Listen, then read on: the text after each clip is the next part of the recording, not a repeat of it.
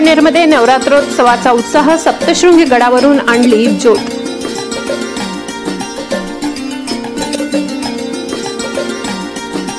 नवरात्रोत्सवानिमित्त पिंपळनेरमध्ये सप्तशृंगी गडावरून ज्योत आगमन।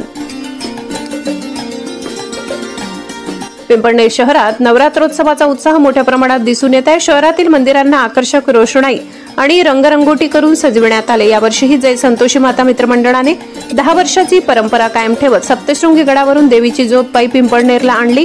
आज पहाटे 4 वाजता गडावरून 40 तरुण पायी निघाले आणि सायंकाळी 5 वाजता त्यांचे शहरात आगमन झाले।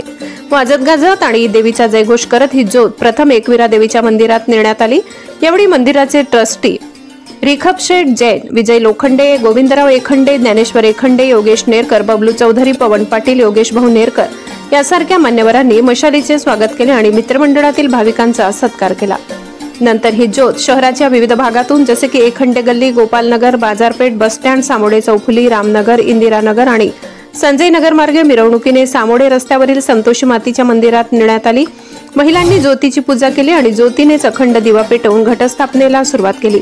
या संपूर्ण मिरवणुकीत भाविकांनी नाचत गाजत आनंदोत्सव साजरा केला। ब्युरो रिपोर्ट, पिंपळनेर सहसंपादक अनिल बोराडे।